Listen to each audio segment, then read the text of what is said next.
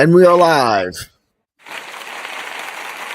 Welcome to the Killer Be Kill podcast.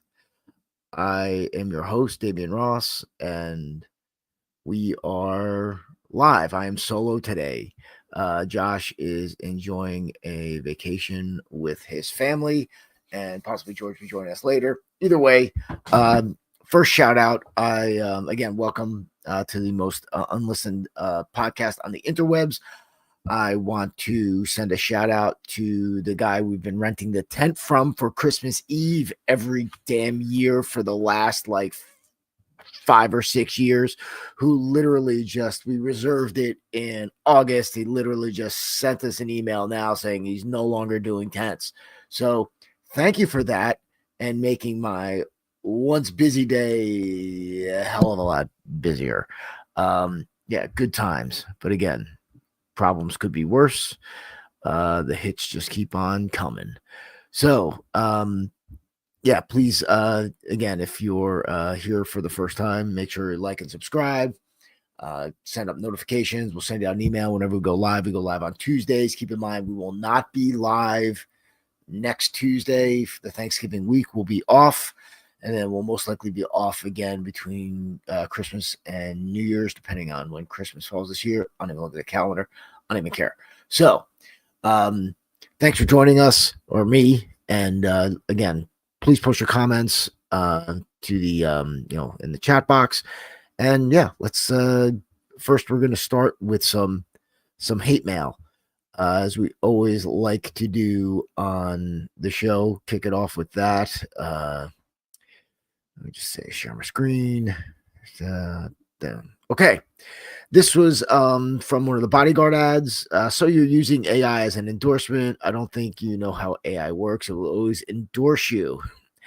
I didn't ask it for an endorsement, Jimmy. I literally posed the question, who's the best who is the best armored backpack? Period.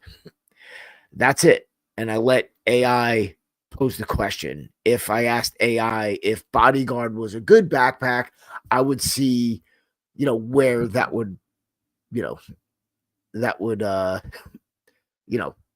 of get,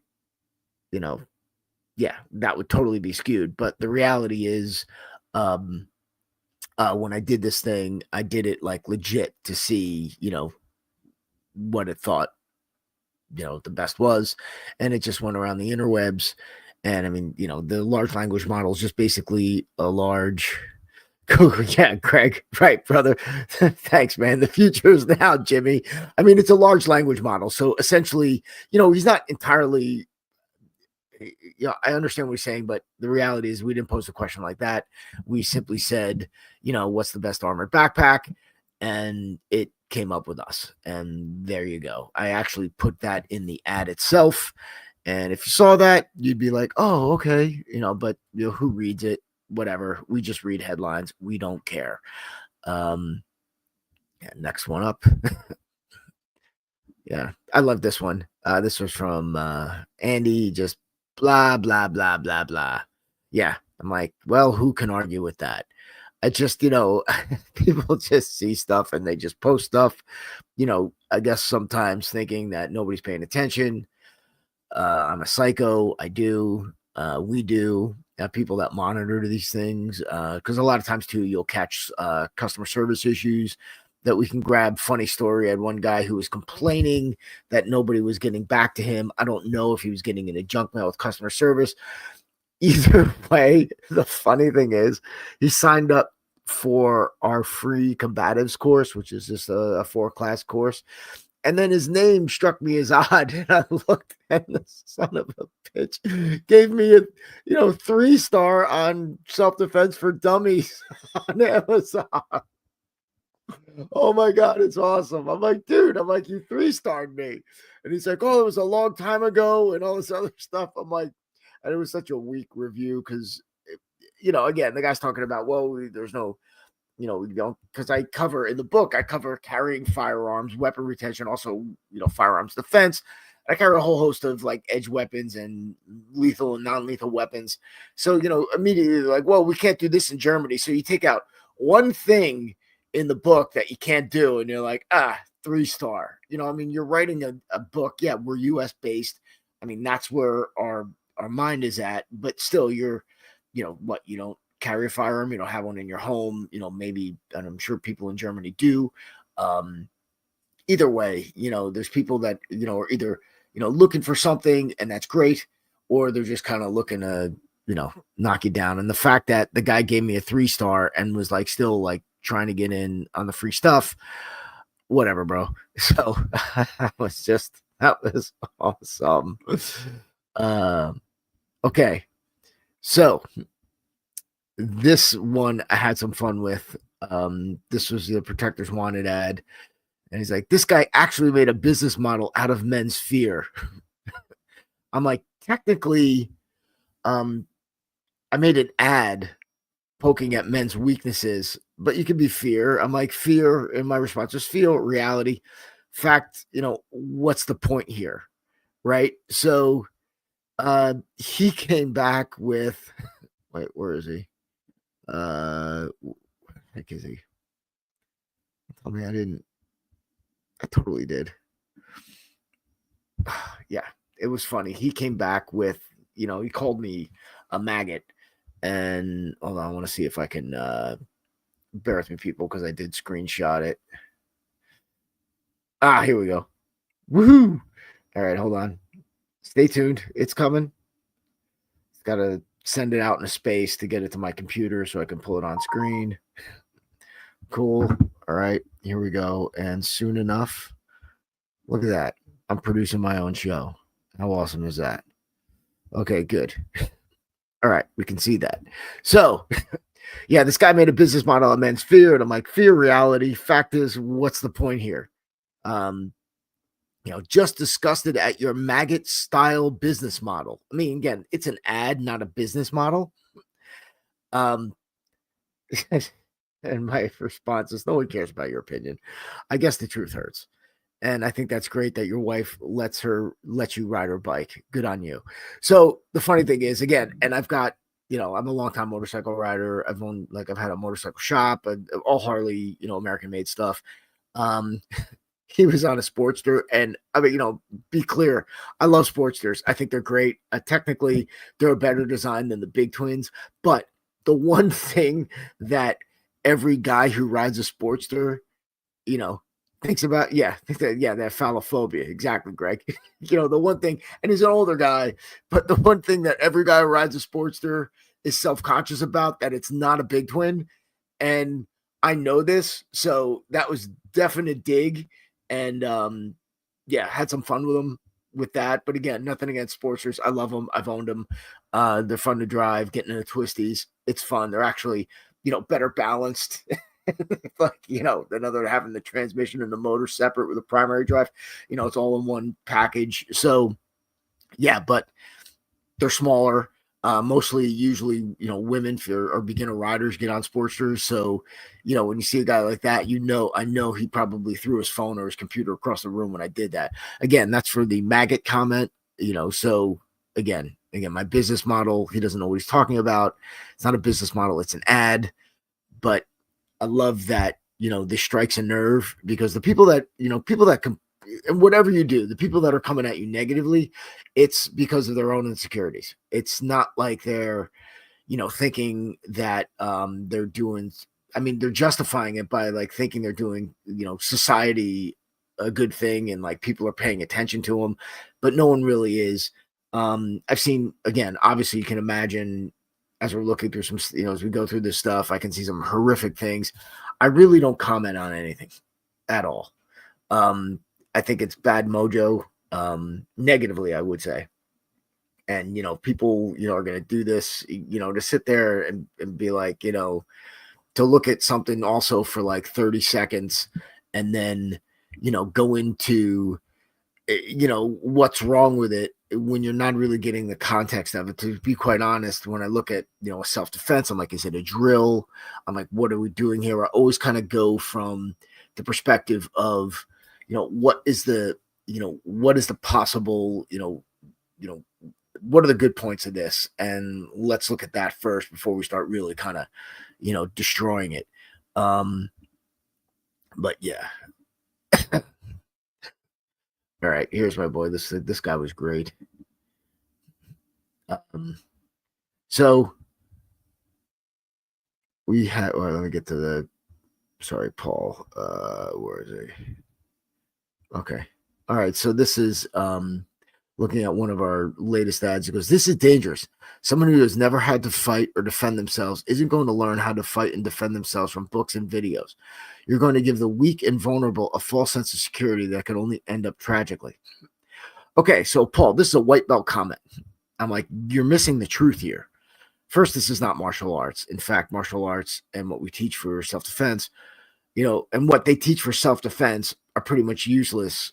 You're better off in a combat sport. So what I mean by that is, when you're going and you're seeing people that are like, lining up in class, doing wrist grabs, doing collar grabs, like the specific defense stuff that you normally see, it doesn't translate well in the real world. It only works in the dojo.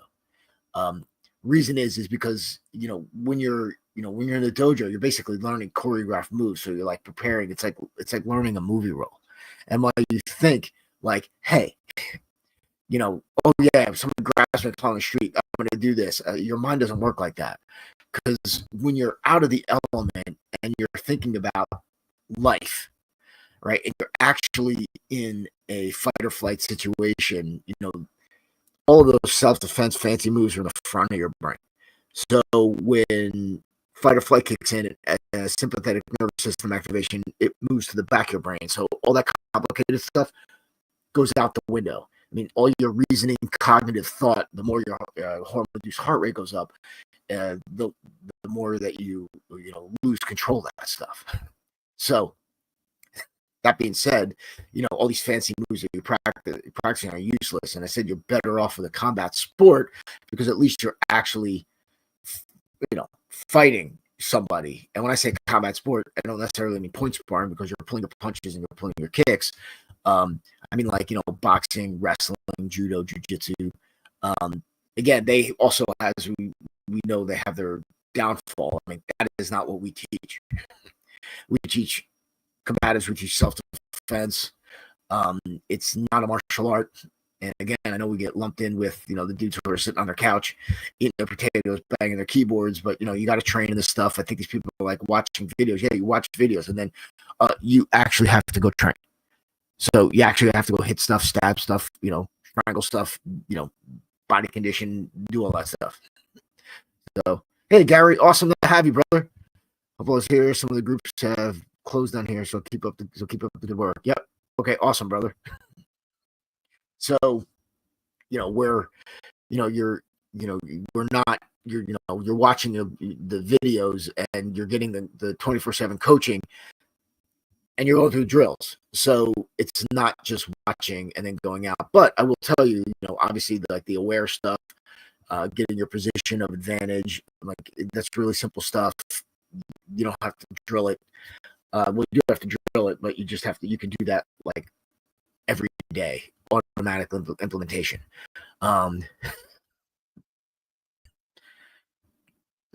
Yeah, right. Hey, Pat, good to have you, brother. Yeah, Gary, some people have made threats about treading on their toes and taking their businesses, but all is good here. It's one thing about that when I was kid. Hey, awesome, Pat. Really, really glad to have you here, man. Really glad to have you here. Thank you very much. So when you're looking at there's people that are like, that are, they see something and then they automatically assume, oh, somebody just watch a video and you're on your way. Well, one, it depends what's on the video, who's teaching on the video. And, that's better than 99% of the instructors out there. I'm going to tell you, I'm going to talk about myself. You look at like Carl's old school series. You watch that is like decades of martial arts in, a these are really bad videos. Like when I say poor quality videos that are shot in the basement of the church where we trained in, where I first met Carl and started training this stuff in the early 90s. You're you're listening to this stuff. I'm like, you're not hearing this anywhere. You're not going to find it. I mean, you're going to see stuff where you're like, that makes perfect sense, and it clarifies, and it looks, because everything that comes in your head, it's like, will this work? Why are we practicing this? Is somebody really, if it doesn't matter if he grabs my shoulder, my wrist, why is he doing this? Why am I letting in my personal space? So there's so much that goes on with, what I was, taught in, traditional martial arts or Taekwondo when we went to self-defense. That really just had no business. It's got nothing to do with real self-defense. It was just basically choreographing moves. And really, once you learn to break it down to position and distance, and then understand the concept of, momentum and balance, maintaining yours, destroying theirs, it all seems to make sense, and it's very, very simple. It's not complicated. So getting back to our buddy here, I'm like, this is not okay. So yeah, untrained people, people defend themselves every day. I used Melissa Bruin and Maurice Osborne. These are two true tales of self-defense that I just, that I just put out. I put out the Melissa Bruin one. I changed her name. I called her Missy in it. And then Maurice Osborne one. These are two people who successfully, Melissa Bruin, no training whatsoever, not even an athlete, defended herself against a potential rapist at University of Connecticut, no training whatsoever. Maurice Osborne stepped in at Good Samaritan. A woman was getting raped in the middle of the 3 train in Brooklyn at 11 a.m. He decided to do something about it while everybody else stood by. So, these people, I don't think they didn't have any training at all. So it's self-defense is instinct. It's not a sport or style, and it shouldn't cost you thousands. It shouldn't. When we started this, and it really came from when I opened my first studio, and I love, we used to do, I love judo. I said second degree judo. I had a secondary Taekwondo, and then, Carl and I started adding knockdown karate because I love fighting in the bogu and stuff like that. If you don't know what bogu is, it's kind of shortened kendo armor. If anybody wants a set, I got a few. I still have a few from here. So I really love doing that. But the reality was, most adults, and Patrick, I'm sure you attest to this. I mean, most adults are going to train with you for a couple months, if that, right? I mean, 3 things happen for adults, and which just happens with everybody. Life gets in the way. You've got job, family, health, right? 3 things that will stop you from training. And it's not a sustainable, model. You're not training forever. It's, you can only do it for a certain amount of time. So my feeling was this. I'm like, adults are coming in. I didn't teach children self-defense. I taught them judo. But teens and adults are coming in for self-defense. So it was my job to get them trained up in the shortest amount of time possible. And that's where Carl and I put together the curriculum for the self-defense training system. And it was, a lot of pad hitting, a lot of footwork, simple drilling, and then you're just literally, it is the self-defense training system. That's what you're learning. So first 6 or 7 years, 6 or 7 months, 6 weeks, 7 weeks, sorry about that. The 6 or 7 weeks, you're getting pretty much, you'll get, most of what you would know, all you need to know for basic self-defense. That's it. You're not throwing, you're not choking, your position distance, and then you're striking, gouging, biting, and, obviously non-lethal stuff, awareness and avoidance stuff, everything you need to know. So at least from when you got in with me, and then when you decided to leave and, life pulled you away, you would, have real skill. You leave that day, first lesson, you're going to have something that you can use. That's it. It's like, if you can swing a bat, kick a ball, you can do this. And even like I said before, the awareness stuff, and all those types of drills are really, so yeah, Patrick, 1,000% correct. Yeah, you're absolutely right. True, but there are a few that will continue for years. 1,000%. That was me, right? And that was, that's you. And these are the people who you develop into instructors. And that's where also, like, martial arts come in. Because, dude, I'll be honest with you. I'm like, for what we teach for self-defense, once you know it, it's freaking boring. I mean, it's not like we're not, you're not supposed to be, like, hooked up with me. For I said, like, if you, 1 to 2 months, you go through stuff, great. I go, after a year, if you're steady training, you can teach this stuff. It's not that complicated, right? But that's why you do judo. That's why you do jujitsu. That's why you do karate. That's why you do the martial arts. It's different. You're about, affecting change, getting into if you have the right place, you're getting into a system and a culture. You have a community. That's great. And absolutely 1,000% true. I have 3 freaking black belts, man. I love martial arts, but I also know that a lot of them are actually bullshit. And that's where it gets scary too. That's what kind of gravitated. So when I first came up, it was in Taekwondo, but it was like American Taekwondo, which basically looked like karate with axe kicks. So the instructor lineage I came out of was 2 guys. One was Master Bai over here in Ramsey, and the other guy was Bill Timmy, who was teaching at the Y. Their 2 students opened up a school that my brother went to, and then I joined that. So, and I would train a couple years doing that when I was in off season, because I was a competitive football player, wrestler. So I thought, like, doing the karate was cool. It was the 80s. That's what people were doing. Then, but so, I enjoyed it, sparring, all that stuff. It was all well and good. We did some kickboxing stuff back then.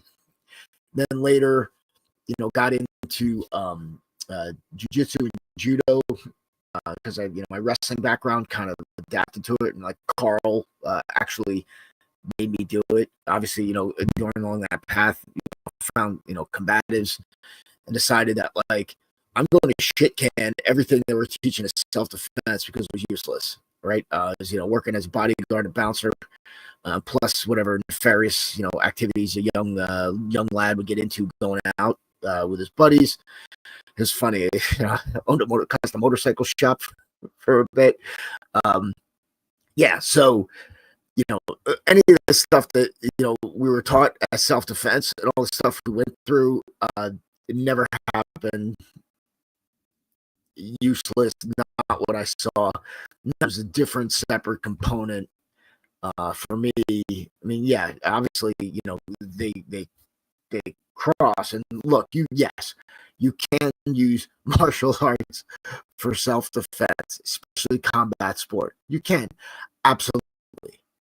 But they're inefficient. They require more athleticism, more skill, and they do leave you vulnerable. Yeah, I agree, Pat. Yes, Pat says it's the community that's developed through the martial arts years. It's one of the greatest benefits. 1,000%, man. 1,000%. I've got friends for decades that, I'm still close with, that I train with. I mean, you see the guy in my videos, Pete. He was like literally when I broke out on my own and started teaching this stuff. He's literally my first student. He's like ground zero, first student, got his black belt with me in Taekwondo, Jiu-Jitsu, and Judo. So it's, that's what it is. It's everybody working together. It helps people. It helps you get meaning in your life. Because again, we get into and there's obviously good and bad places, and really good and bad, instructors, which gets, which is kind of where I was going before. I'm like, you don't know, again, the problem that I've had with martial arts is that I've seen a lot more bad instructors. That's great, Pat. Awesome. Pat's teaching a self-defense seminar tomorrow for senior citizens at church. Great. The problem I've seen with martial arts is just really bad teachers, really bad systems, I mean, just stuff that's based on like insanity. I'm not gonna, name names or styles, but if you show me something, I can tell you, where it's coming from. I've known guys who completely made up entire systems out of thin air. And this was like before the interwebs, but even now they're still going, right? They're still, put it out there, and they don't care. And there's people that are still believing. I mean, if you think about this, especially in the U.S., the one things that are the martial arts that are most regulated, from my experience, are taekwondo and judo. Globally, I don't say even like Kyokushin is in there. Only it's they're not an Olympic sport. Other than that, and the reason why I say that is because at least they've got a national or global governing body that has been around. Like, judo, for example, you've got the Kodokan. That drives everything. And then you got USJF and USJA. So those are the two main organizations. So one of the JF's out of Japan, JA is out of it's like the U.S. Armed Services. So my instructor was Yoshisada Yonesuka. He was a legend. God rest his soul. He was freaking awesome. I miss him very much. His son Nicky still runs the club down in Cranford. I know my name is on a list, is somewhere in the Kodokan. So at least it's there. But like the other places where I was training before, where I got my Taekwondo black belt, yeah, right. It's true. I mean, yeah, Pat, you're right. I mean, there are a lot of really just bad instructors, but again, they've got a lot of them have like location systems for bringing people in. They know how to, they get there. So what you want to do is copy what they're doing and then teach what you teach. That's the only way, to do it. I mean, I don't hate somebody for being successful. I hate myself for not being as successful. So I hold myself accountable, because once they get in the door, what you teach them is what you teach them. So it's, you've got to have, take from that, the progression, take from that, what are they doing that you're not doing? Take technique out of it. Look at the business. And that's where people would get pissed off. Like, I know guys who run, really, really, really nice guys. They run like literally the largest martial arts school, chain on the East Coast. Really successful guys, tough dudes, but they run a business. I know guys that's been, made a great living running a martial arts studio for, forever. He was a Taekwondo guy, then he got his BJJ black belt and, some other stuff. Really, really nice guy, but smart. I mean, these guys they treat it like a business, and you have to look at location, parking. Then you have your systems, then you got your program. I mean, there's a lot that goes into it. So again, at the end of the day, people will eat what you feed them. So you want to be able to, have, again, replicate what they're doing and teach what you teach. But getting to the point of having bad instructors, I'm like, there is no regulation on this industry. So getting back to what I was saying before, my, the instructors that were teaching me Taekwondo were not, they guess they were part of the Kukuman or, in Taekwondo in Korea, but then the students that they were teaching were, because they broke away from their instructors. Again, you got a lot of egos going on here. So these guys were, basically teaching their own stuff. And it looked like modified Taekwondo karate. It was funny back in those days. I was like, we would go and we started fighting in AAU Taekwondo, and we were all like front kick, reverse punch. We looked like Shotokan. And then we're sitting there with the Hoguan, and you're and I don't have long legs. I am not made for Taekwondo, right? But needless to say, we fought these things. I didn't like it. It didn't fit me. Oh, I mean, I guess I did okay, but it didn't really fit me well. So, you're looking at like, whatever, but these guys were not, I've seen guys that would just open up a school and start teaching and like literally put on a black belt. And that probably is happening more now than ever before. I mean, even though you can be like, oh, look at the thing. And, and the other thing with like, there's a lot of people like BJJs, like now it's like completely unregulated. Gracie's kind of had they have their lineage and their thing, but it's like, now it's like BJJ is just, thrown everywhere. And there's like, it's really kind of, watered down. I mean, a lot. And, you're sitting, like with, at least with judo, it's like, if I get promoted in judo, I got to get promoted by the Yudanshikai. So, I've got to compete in a tournament. I've got to beat other dudes, and I've got to go, demonstrate, my kata and some moves, and that's it. So at least there's some standard that you have to meet. The other one seemed very arbitrary, where you're getting promoted when the instructor feels you should be promoted. I go, this is a little dangerous too, because now you've got a system, you've got a business that's based on your training longer and more often, right? So we're kind of the opposite model. I'm like, look, I want to teach you self-defense, and it's not going to take you that long, and you're not going to, I'm not going to, it's just a different thing. You're not going to have to stay in this. And I've seen a lot of guys that would just, they get really, they take it personally when somebody can't make it to class.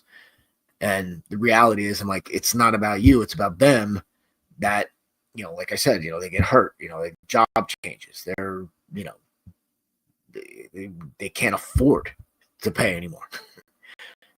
So the other thing is, if you're like, as opposed to think about this. Think about when you're in school, you had good and bad teachers. So all those teachers went through college. They went through a certification program. They went through, all the, peer review that at least they had to, on some level, perform in front of their peers based on a standard. Whatever that standard is, we can talk about that all day, right? But based on a standard. Martial arts, it's, there's no real regulation. There's no regulating body outside of judo and taekwondo. I mentioned Kyokushin, but you don't see a lot of Kyokushin around here, and I think Kyokushin winds up getting thrown in. It's, if like you go to a school and you don't see people from other schools coming and from other countries coming to work out, that's probably a red flag, right? Because we would go down to different judo dojos. We'd have guys coming in from New York AC, from Liberty Bell.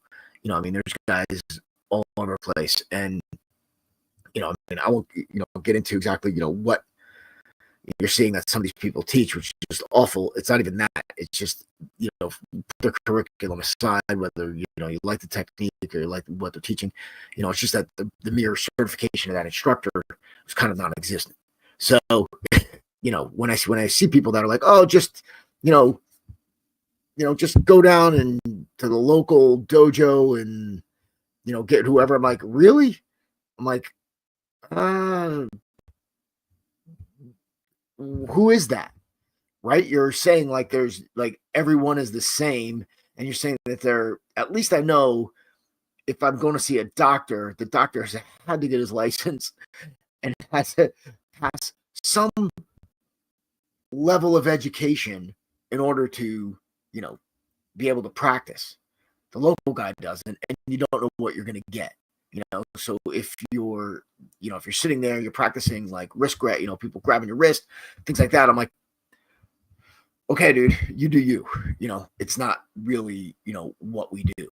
And that's not really how this works. So, all right, cool. I'm gonna just kill hate mail for a little bit because I want to get into some other stuff. So now I always look at these things and I always ask myself, is it real or is it fake? So this is okay. Hold on.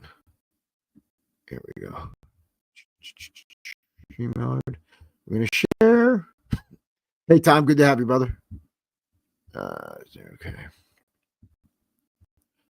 All right. So the post is if an illegal alien punched your baby. So I don't even know if there's a legal alien. I don't know. So let's figure out if this is cake, if this is real or if it's not. Mais ça va pas? Allez-vous-en, allez-vous-en, allez-vous-en. Puta mal. La próxima la van a cagar. Mais il est malade. Okay. Ouais. Ouais. Mais ça va pas? Allez-vous-en, allez-vous-en, allez-vous-en.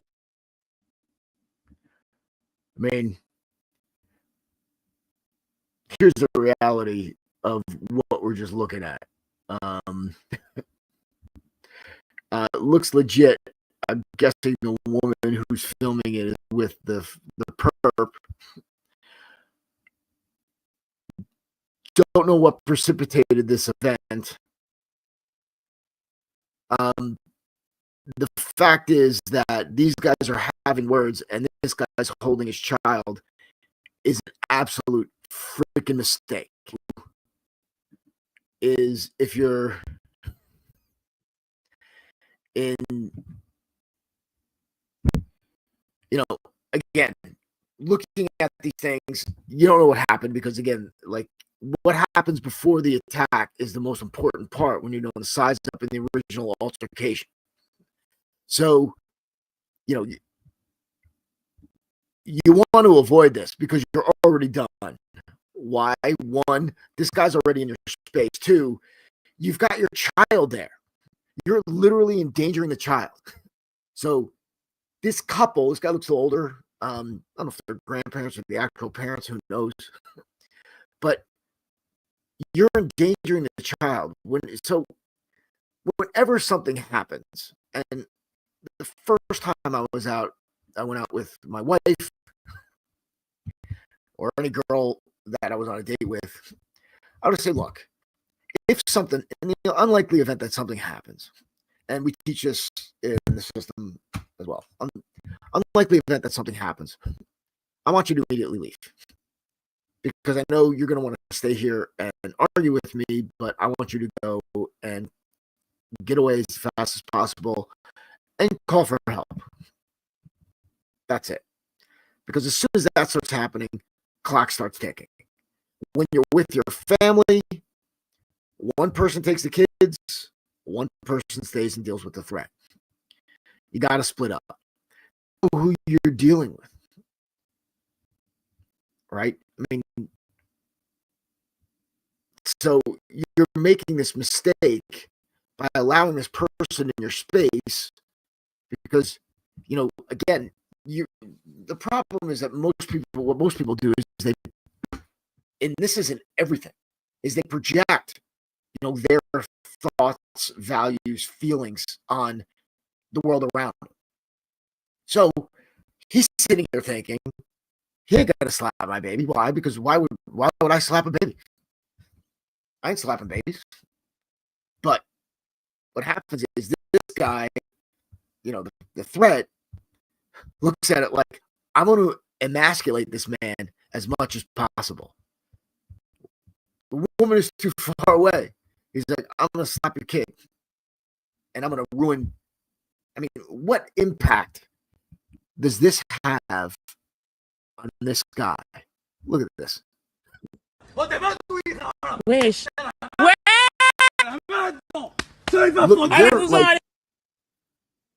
Look at that guy. How does he think of himself right now? Right? You know, I run that ad and these people get pissed off and call me a maggot when I say protect. You know, that's a guy who's having, you know, a crisis. Everything. You know, probably successful, you know, his day job. None of that matters now. None of it. And if it's his grandkid, he's got to go to his kids, his daughter, son, and tell them what happened on his watch. I bet you if you asked him, what would we say? Oh, I got him. I'll protect him. I'll take care of him. No. You didn't, and you failed. The problem is this is most people. This is what most people do. You know, they're not thinking, you know, this guy's a threat. They're thinking, I'm just going to get an argument with this person. I'll tell him where he's wrong. I'll show him. And that's what you get. You get that look. You know, every day, everything I do, everything I teach is to avoid that freaking look. That's, you know, that is what most people look like. So, you know, please feel, you know, post your comments, questions, all that underneath. Good. I think we got time for about, we got time for one more.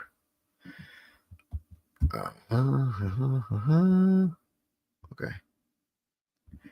So, sorry. Hold on.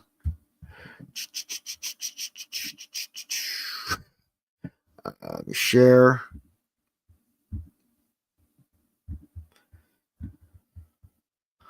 Okay. So looks like a school fight.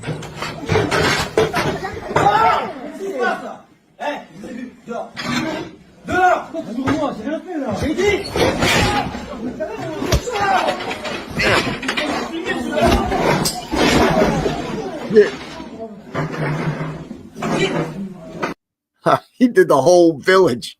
Holy crap. I'm guessing this is in it's Italy, I'm gonna guess. But holy crap. Oh. And did he go? I think he went back to teaching. Like, he just, like, that's it. He took control of the classroom. You are not doing this in America, dude.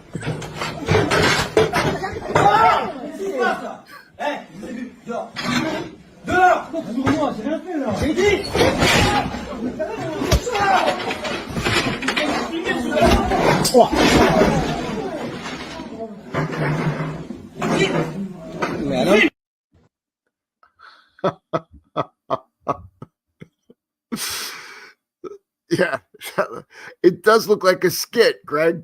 It does. But, you know, the only thing is, I don't know if you can hear the sound. Yeah, toss the kid to the bottom and take care of the threat. Actually endangers my family. That's a dark primal part of me. Yeah, Pat. Getting back to the other video. Yeah, I mean, the mom's you got to get the kid out of there. You got it. I mean, absolutely right. Yeah, and Greg, you know, let me look at that again from the skit perspective. The only thing is, I think I hear contact.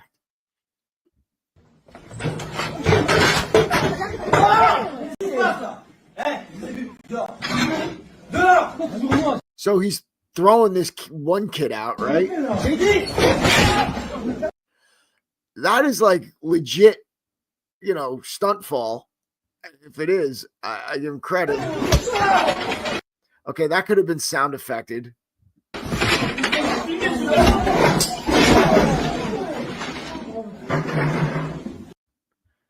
mean, yeah.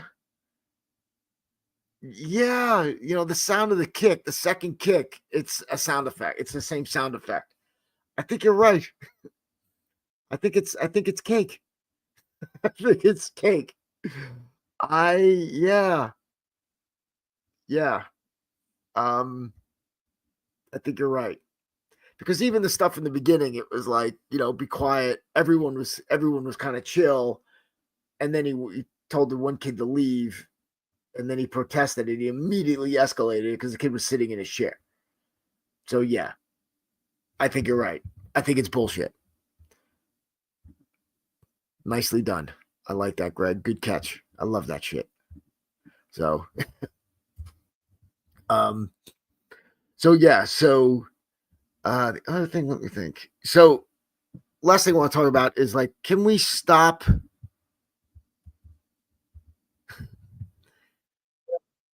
on 1 second. Um, can we stop doing like? Hold on, sure. It's just gonna get me to the thing. So this is a state champ wrestler versus every BJJ belt. Can we stop doing style versus style because it's stupid and it doesn't prove anything? I mean, I don't know. Yeah, I mean, Josh can wrestle. So again, you'll see like 1,000 of these, millions of these all over the place, like Aikido versus this and this versus this. It's all bullshit. It's all bullshit. Um, they've been doing match fighting since forever.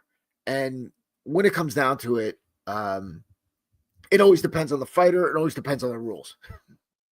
I mean, I don't know, back in the day, you saw, I don't know if you remember like Muhammad Ali and Tony, the professional wrestler, Aoki. They fought. If you remember, like Ali was like, Aoki went on the ground and he was like, trying to kick him, and Ali was like on the side of the ropes. I mean, it's a clusterfuck. I mean, Judo Gene, same thing. Fought a. Let me grab that one. That one's actually good. Where is he? Here's Judo Gene. Yeah. So this is Judo Gene LaBelle, legend, fighting a boxer. Just share. But a lot of these things came down to negotiating the rules. So I love put it. I gotta put judo. It's judo. It wasn't jujitsu, bro. So, and this wasn't the first MMA challenge, man. They've been doing this crap forever. In every carnival and every it's been going on. Pride. I mean, heck, you go back to Greek and Roman times. It's like every, it was like different fighters versus different styles, and it was like the rules always determined, what you could do because everything was negotiated, and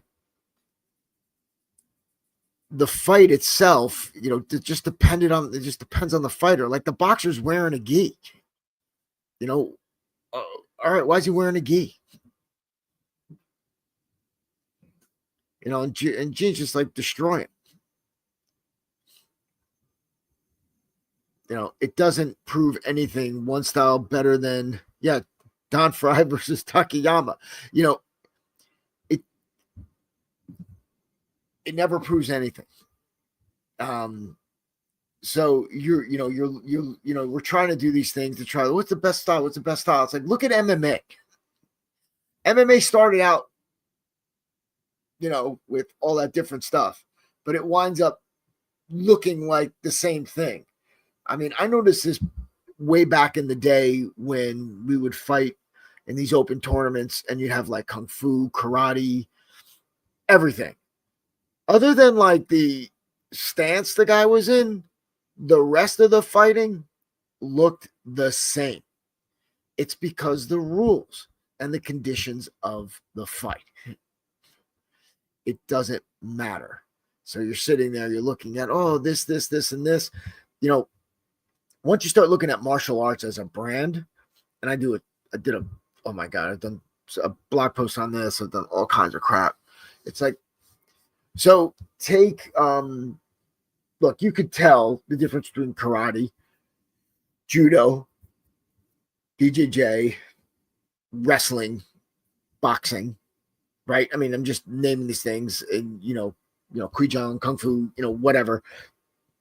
You'll know different just by looking at them. You can tell, right? And mainly because like take Taekwondo for example. It was founded by General. God, I'm gonna forget his name. Trust me. Shotokan karate black belt wanted to take wanted to bring the spirit of Bushido and karate to Taekwondo, but he wanted to package it in a different fighting style, a different style, so you could look at you could look at it immediately and see the difference between Taekwondo and Shotokan. So they focused on kicks.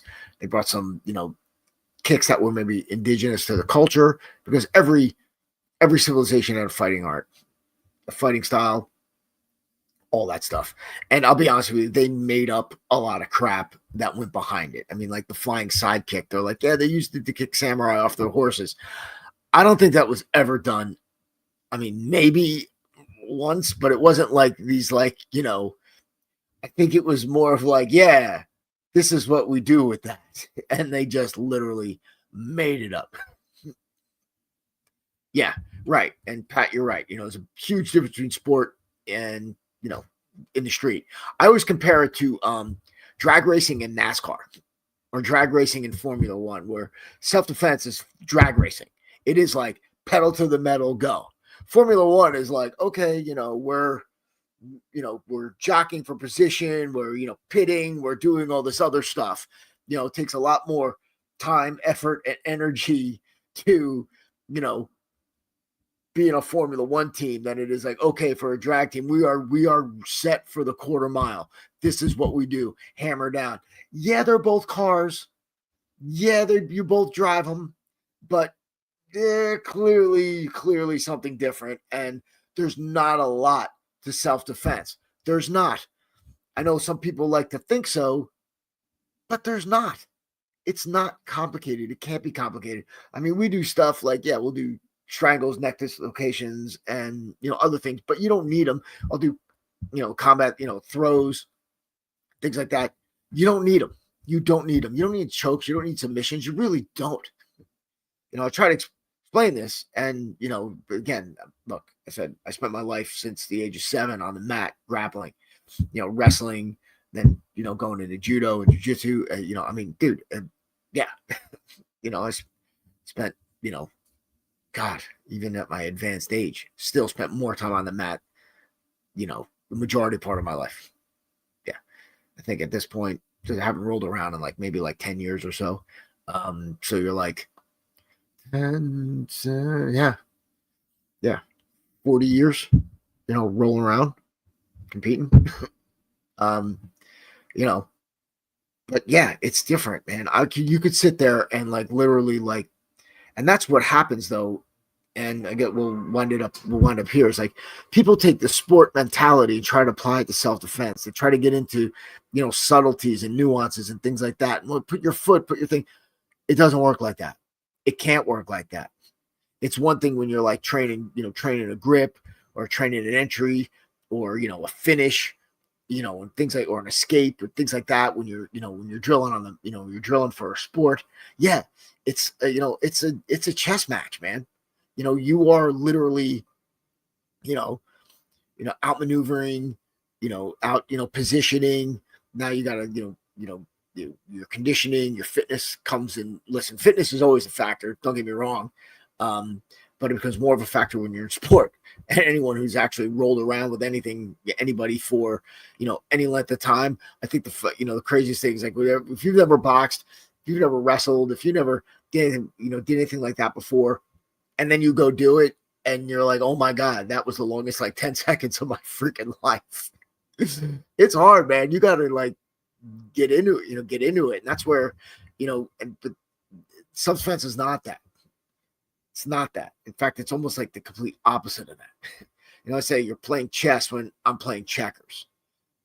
So on that note, I want to thank everybody for joining us. Really, really awesome having you here. Again, like I said, we won't be here next Tuesday. My kids are coming in for Thanksgiving, and it's a Thanksgiving week, but we'll be back the following week, and Josh will be back. I want to wish everybody a great, great Thanksgiving. I hope you're spending it with people that you care about. I said it's been a rough and interesting year. We lost some good friends and some family. So just be thankful for what you got. And please still like, subscribe if you remember. Keep posting your questions if you got them, if you remember them, because I'll get notifications and we'll come back and check it out. Don't forget, join us on the training platform, myselfdefensetraining.com.